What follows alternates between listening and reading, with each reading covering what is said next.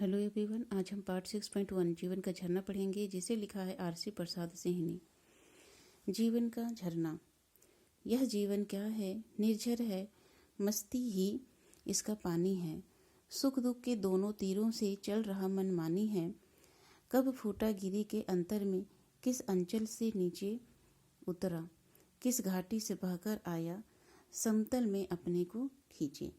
यहाँ पर कवि ने जीवन की तुलना झरने से की है। कवि कहते हैं कि मानव जीवन झरने के समान है।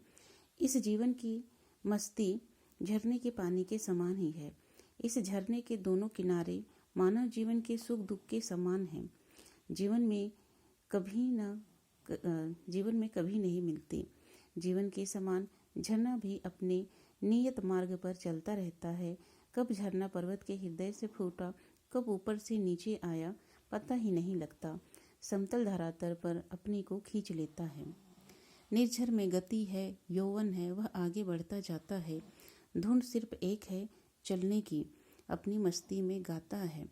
बाधा के रोड़ों से लड़ता, वन के पेड़ों से टकराता, बढ़ता चट्टानों पर चढ़ता, चलता यौवन से मदमाता।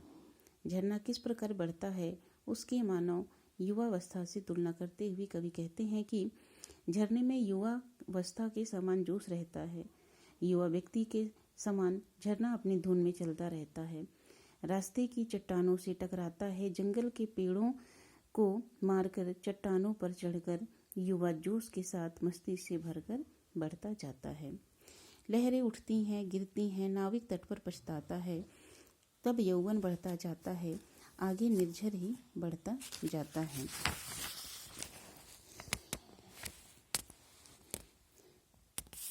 निर्झर में गति है, जीवन है, रुक जाएगी यह गति जिस दिन, उस दिन मर जाएगा मानो जग दुर्दिन की घड़ियां गिन गिन। यहाँ पर कवि ने झरने के बारे में कहा है। कवि कहते हैं कि झरने से जब लहरें उठ उठकर गिरती हैं तो नाविक पछताता है, किंतु झरना युवावस्था के समान आगे ही बढ़ता जाता है। मानव जीवन के समान झरना भी जिस दिन रुक जाएगा उस दिन पृथ्वी सूख जाएगी।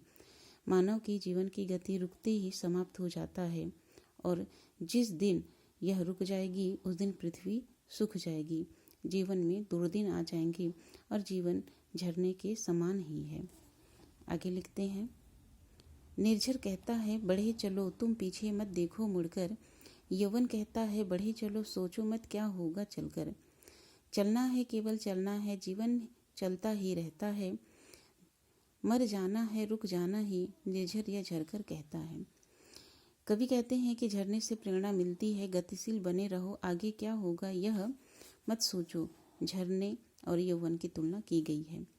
कवि कहते हैं कि झरने से प्रेरणा लेकर संदेश दिया है, आगे बढ़े चलो, पीछे मुड़कर मत देखो। जीवन का अर्थ सतत चलते रहना है, मृत्यु जीवन का अंत है। झरना भी यही प्रेरणा देता है, उसके समान गतिशील रहो, रुक जाओगे तो अंत हो जाएगा। अब हम प्रश्नों की तरफ चलते हैं। कवि ने जीवन की समानता झरने के किन रूपों में की है? कवि ने जीवन की समानता झरने के दोनों तटों, बाधाओं, गतिशीलता, जल में युवावस्था की समान मस्ती से की है। कविता में आई सुख दुख दोनों तीरों से कवि का क्या आशय है? झरने के दोनों तट कभी मिलते नहीं, उसी प्रकार मानव जीवन में सुख दुख दो किनारे के समान है जो आपस में जुड़ते नहीं, जीवन पर्यंत साथ साथ चलते रहते हैं।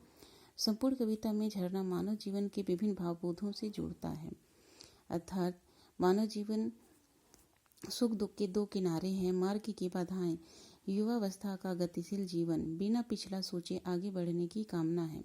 झरना इन्हीं प्रेरणा देते हुए धरती पर बहता है। जैसा वह गतिशील है वैसे ही मानव को क्रियाशील रहने की प्रेरणा दी गई है। बाधा के रोड़ों से लड़ता का आशय जीवन को कैसे और कब प्रभावित तथा प्रेरित करता है। जिस प्रकार झरने के मार्ग में रोड़े, पत्थर, जंगल, चट्टानें आती हैं, वह उनसे टकराकर आगे बढ़ता है। मानव जीवन भी बाधाओं से परिपूर्ण है, उन पर विजय प्राप्त करना ही जीवन का उद्देश्य है, तभी सफलता मिल सकती है। आगे हम देखते हैं, जीवन का झरना कविता में मानव मृत हो जाना क्यों कहा गया है। उन्होंने बताया है कि जीवन का झरना कविता में मानव का मृत हो जाना इसलिए बताया है कि जिस प्रकार झरना सदैव आगे की तरफ बढ़ता है, कभी रुकता नहीं है, ठीक उसी प्रकार मानव भी गतिशील है, उसे भी प्रतिक्षण आगे बढ़ते रहना है। वह जिस दिन रुक जाएगा उस दिन उसकी मृत्यु हो जाएगी। और इस तरह से हमारा यह चैप्टर समाप्त होता है। धन्यवाद।